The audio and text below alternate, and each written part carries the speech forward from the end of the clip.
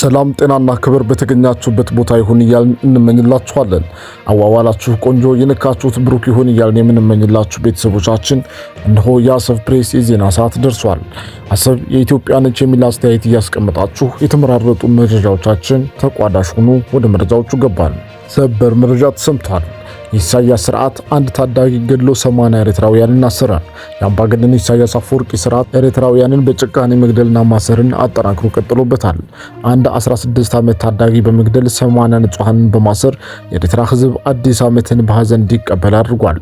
ባለፈው ወር መጨረሻ ቀናት ማለትም 2025 ሊገባደድ ቀናት ሲቀሩ በጋሽ ባርካ ዞን ሎጓን ሰባ ንዑስ ዞን ልዩ ስሙ ቀራና ኩዶ በተባለ ቦታ የአምባገነን ኢሳያስ ስርዓት ጠባቂ የሆነው ሰራዊት አንድ ያፌት የማነ ገብረ ማርያም የተባለ የ16 ዓመት ታዳጊን በጭካኔ ገድሎታል። በዚህ ተግባር የተበሳጨው የአካባቢው ነዋሪ ተቃውሟቸውንና ቁጣቸውን በአደባባይ ገለጹ። በማህበረሰቡ ቁጣና ተቃውሞ የተረበሸው የአምባገነኑ ኢሳያስ ወንበር ጠባቂ ሰራዊት የሟችን ወንድምና የቅርብ ቤተሰብን ጨምሮ 80 የሚሆኑ የአካባቢው ነዋሪዎችን አሽፈራይ በተባለ በአካባቢው በሚገኝ የወታደር ካምፕ በጅምላ ማሰሩን ቤተሰቦቻቸውና የአካባቢው ነዋሪዎች ተናግረዋል። ከሁሉም በላይ የሚያሳዝነው የአምባገነኑ ኢሳያስ ወንበር ጠባቂ ሰራዊት ታዳጊው የተገደለበት ምክንያት ነው። ታዳጊ ያፌት የማነ ገብረ ማርያም ክሰል በመሸጥ ቤተሰቡን የሚያግዝ ሲሆን በአምባገነኑ ኢሳያስ ወንበር ጠባቂ ሰራዊት በተገደለበት ቀንም ከሰል አክስሎ ለመሸጥ ከጓደኞቹ ጋር ወደ ህምብርቴ ወደ ተባለ ቦታ እየሄደ ባለበት ጊዜ መንገድ ላይ ተይዞ ወደ ትውልድ ቦታው ወስደው በከተማ መሃል በአደባባይ በጭካኔ ተኩሰው ገደሉም። የአምባገነኑ ኢሳያስ ስርዓት ኤርትራውያን ወጣቶች እንዳይማሩ ይከለክላቸዋል። ሰርተው እንዳይለወጡ ስራ አይፈጥርላቸውም። ትምህርት ተው ድሃ ቤተሰቦቻቸውን ለማገዝ እንደ ታዳጊ ያፌት የማነ በራሳቸው ሲፍጨረጨሩ ደግሞ ማን ስራ አለህ ተብለው ግንባራቸውን ተብለው ያሰናብቷቸዋል። በዚህ አያበቃም። የሟች ቤተሰቦች ልጅ የተገደለብኝ ብሎ ቅሬታ ሲያቀርብ በጅምላ ሰብስቦ እስር ቤት ያጎራቸዋል። የአምባገነኑ ኢሳያስ ስርዓት ጭካኔ የተለየ ነው። በሌላ መረጃም በጠላቶቻችን ሴራ ያጣነውን የባህር በር ለማግኘት የአሁኑ ትውልድ ራሱን ዝግጁ ማድረግ አለበት ሲሉ ሜጀር ጀነራል ተሾመ ገመቹ ተናገሩ። ኢትዮጵያ ስትፈጠር ጀምሮ ከባህር በር ጋር ስለመፈጠሯ ምስክር የማያስፈልገው ፀሐይ የሞቀው እውነት እንደሆነ ኢትዮጵያውያንም ሆኑ ዓለም የሚያውቀው ሀቅ ነው። የመከላከያ የውጭ ግንኙነት ወታደራዊ ትብብር ዋና ዳይሬክቶሬት ዳይሬክተር ሜጀር ጀነራል ተሾመ ገመቹ እንዲህ ያለውን እውነት ሁሉም ዜጋ መገንዘብ ይኖርበታል ብለዋል። ከባህር በር ጋር ተፈጥረን የኖር መሆናችንን በዓለም መድረክ አሳማኝ ማስረጃ አቅርበን የምናሸንፍበት ቁልፍ ጉዳይ በመሆኑ ሁሉም ኢትዮጵያዊ እውነታውን እንዲያውቅ ይገባል ነው ያሉት። ታሪካዊ ጠላቶቻችን ባንዳዎችን በመጠቀም የህልውናችን የስትንፋሳችን የወደፊት የኢትዮጵያ ጉዞ የሚወስነውን ትልቅ ጉዳይ የሆነውን የባህር በር አሳልፈው እንደሰጡ ማወቅ እንደሚገባም ጄኔራል መኮንን ጠቁመዋል። ያለፉት 3 አስርት ዓመታት የባህር በር አጥተን በመቆየታችን እንደ ሀገር በኢኮኖሚ ተጎድተናል። የሰላም የጸጥታ ተጋላጭነታችንን በከፍተኛ ሁኔታ እንዲሰፋ አድርጎታል ብለዋል።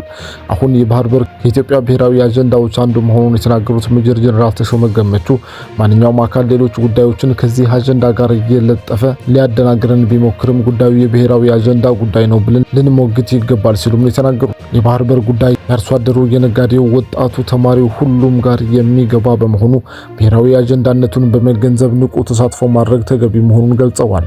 በታሪካዊ ጠላቶቻችን ሴራ ያጣነውን የባህር በር ለማግኘት የአሁኑ ትውልድ ራሱን ከመቼውም ጊዜ በላይ ዝግጁ ማድረግ እንደሚገባም አመላክተዋል። በሌላ መረጃም ፍርድ ቤቱ የአቶ ታዬ ደንዳ የዋስትና ጥያቄ ውድቅ አደረገ። አዲስ ከቀረቡባቸው ክሶች አንዱ እንዲሻሻል ማዘዘ። የፌዴራል ከፍተኛ ፍርድ ቤት ትላንት ታህሳስ 23 ቀን 2018 ዓ.ም በዋለው ችሎት የቀድሞ የሰላም ሚኒስቴር ዴኤታ አቶ ታዬ ደንዳ ያቀረቡትን የዋስትና ጥያቄ ውድቅ ማድረጉን ጠበቃቸው ገልጸዋል። የአቶ ታዬ ደንዳ ጠበቃ አበራ ንጉስ ፍርድ ቤት በዋለው ችሎት የተከሳሽን የዋስትና ጥያቄ ውድቅ በማድረግ አቃቤ ሕግ በህዳር 24 ቀን 2018 ዓ.ም በአዲስ መልክ ያቀረበውን ክስ መርምሮ ውሳኔ ያስተላልፏል ብለዋል። ፍርድ ቤቱ የዋስትና ጥያቄው ተከሳሹ በዋስ ቢለቀቁ ተጨማሪ ወንጀሎችን ሊፈጽሙ ይችላሉ በሚል ምክንያት ውድቅ ማድረጉን አቶ አበራ አስረድተዋል።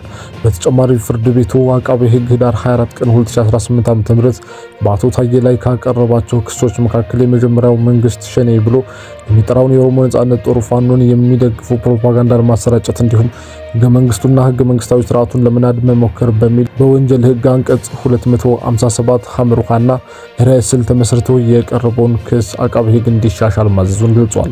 ፌዴራል ከፍተኛ ፍርድ ቤት ልደታ ምድብ አንደኛ የጸረ ሽብርና የህገ መንግስታዊ ጉዳዮች ችሎት አቃቤ ሕግ አሻሽሎ ያቀረበውን ክስ ለመስማት ለጥር 21 ቀን 2018 ዓ.ም ተለዋጭ ቀጠሮ መስጠቱን አቶ አበራ ንጉስ ተናግረዋል። ጠበቃ አቶ አበራ ንጉስ ደንበኛ የአቶ ታዬ ቀደም ሲል በነበራቸው የመጀመሪያ የክስ መዝገብ ላይ በነበራቸው የጤና ችግር ምክንያት በካቴና እንዳይታሰሩ ፍርድ ቤቱ ትዕዛዝ ሰጥቶ እንደነበር አስታውሰው በሀገሪቱ ሕግ መሰረት አንድ ተከሳሽ ካቴና ታስሮ ፍርድ ቤት የሚቀርበው ለማምለጥ የሚሞክር ወይም በጸጥታ ኃይሎች ላይ የኃይል እርምጃ ለመውሰድ የሚሞክር ከሆነ ብቻ ነው ብለዋል። አቶ ታዬ በእድሜ የገፉና እንዲህ ያለ ጸባይ የሌላቸው ቢሆኑ ፖሊሲንን ግምት ውስጥ ሳያስገባ በትናንትናው ዕለት ታህሳስ 23 ቀን 2018 ዓ.ም እጃቸውን በካቴና አስሮ ማቅረቡን ጠበቃው ገልጸዋል። ደንበኛቸው በታህሳስ 22 ቀን 2018 ዓ.ም በነበረው ቀጠሮ ያቀረቡትን በካቴና ታስሬ ፍርድ ቤት አልቀርብም በሚል ባሳዩ ተቃውሞ መሆኑን ጠቁመው በትናንትናው ችሎት ዳኛ አቶ ታዬ ከዚህ በኋላ በካቴና ሳይታሰሩ ፍርድ ቤት እንዲቀርቡ ውሳኔ ማስተላለፋቸውን አቶ አበራ ገልጸዋል። በሌላ መረጃም ኦሮምኛ ሙዚቃዎቹ የሚታወቀው ድምፃዊ አንዱዓለም ጎሳ በእጮኛው ቀነኒ አዱኛን ህልፈት ተከትሎ በማህበራዊ ሚዲያዎች ላይ በተለያዩ ወገኖች ሲቀርቡ ለነበሩት ከባድ የወንጀል ክሶችና ጥርጣሬዎች ለመጀመሪያ ጊዜ ዝርዝር ምላሽ ሰጠ። ድምፃዊ ትናንት ታህሳስ 24 ቀን 2018 ዓ.ም በይፋዊ ገጹ ባሰራጨው ቪዲዮ መልእክት እጮኛው ራሷን እንዳጠፋች በመግለጽ የቀረበበትን ግድያ ፈጽሟል የሚል ክስ አጥብቆ አስተባብሏል። ድምፃዊ በሰጠው ማብራሪያ እጮኛው ህይወቷ ባለፈበት ዕለት ቀደም ብሎ የነበረው ጊዜ ሰላማዊ እንደነበር ገልጿል። በዕለቱ አብረን ነበርን። ሆስፒታል ሄዳ የእርግዝና ምርመራ አድርጋለች። የልደት ፎቶ ልትነሳ ስትሄድም ተደዋውለን ነበር ያለው አንዱዓለም ምሽት ላይ አብረው እንደተኙ ተናግሯል። ነገር ግን በእኩለ ሌሊት ከጎኑ ተነስታ መሄዷና መቆየቷን ሲመለከት ሊፈልጋት መነሳቱን ገልጿል። የኩሽናው በሩ በውስጥ በኩል ተቆልፎ አገኘሁት። በሩ በላይ በኩል ክፍት ስለነበር ዘል እየገባው ሲል የነበረውን ሁኔታ አስረድቷል። ወደ ኩሽናው ሲገባ እጮኛው ላርጎ ወይም የጽዳት ፈሳሽ ስትጠጣ ማግኘቱን የገለጸው ድምፃዊው ለምን እንዲህ ታደርጋለች ብሎ ሊያረጋጋት እንደሞከረና ይህን ካላቆመች ለቤተሰቦቿ እንደሚናገር ማስጠንቀቅም ተናግሯል።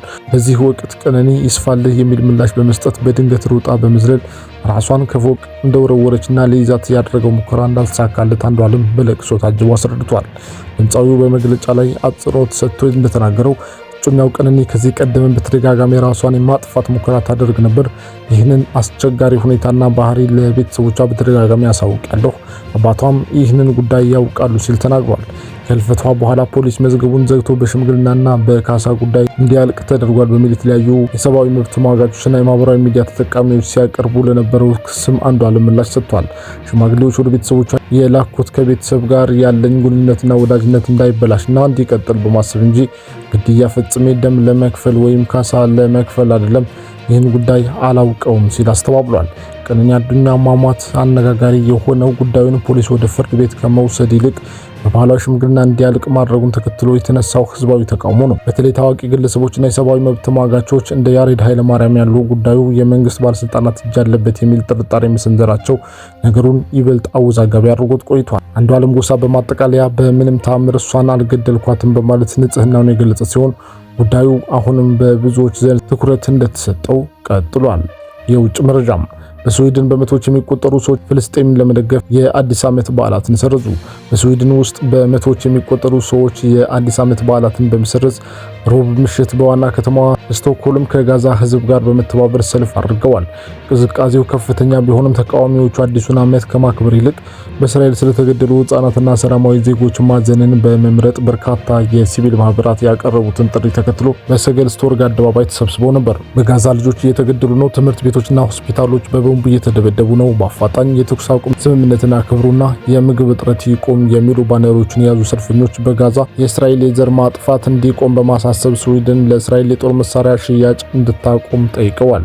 ሰልፈኞቹን ወክለው አዘጋጆቹ በሰጡት መግለጫ በአዲሱ ዓመት የጅምላ ግድያ፣ የፍልስጤም ከበባና ለእነዚህ ክሶች ዝምታን አንቀበልም፣ ወደ ኢፍትሐዊነት አይናችንን ጨፍነን አዲስ ዓመት አንጀምርም ብለዋል። መግለጫው እስራኤል ከፍልስጤም ጋር የገባችውን የሰላም ቃል ኪዳን እየጠበቀች እንዳልሆነ አጽንኦት ሰጥቷል። ዓለም ወደ አዲሱ ዓመት ሲገባ ፍልስጤም ውስጥ የዘር ማጥፋት ዘመቻ ቀጥሏል። የተኩስ አቁም ቢቆምም ፍልስጤማውያን እየተገደሉ ነው። ከበባው እንደቀጠለ ነው። እናም ሰዎች በድንኳን ውስጥ ያለ መጠለያ በቅዝቃዜ ይሞታሉ ብለዋል። ክቡራትና ክቡራን የዩቲዩብ ቻናላችን ቤተሰቦች ለሰዓቱ ያዝንላችሁ መረጃዎች እነዚህን ይመስሉ ነበር። በቀጣይ መረጃ በሌላ ቪዲዮ ተመልሰን እስክንገናኝ በያላችሁበት መልካም ቀን መልካም ጊዜ ተመኛለሁ።